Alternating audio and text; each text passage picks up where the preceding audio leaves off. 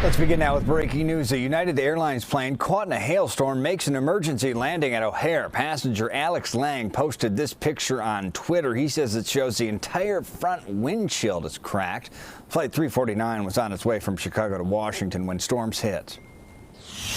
10 minutes into the air, all of a sudden, I guess, we passed through a storm and then a hailstorm. So it was pretty bad. It was probably the worst turbulence I ever experienced.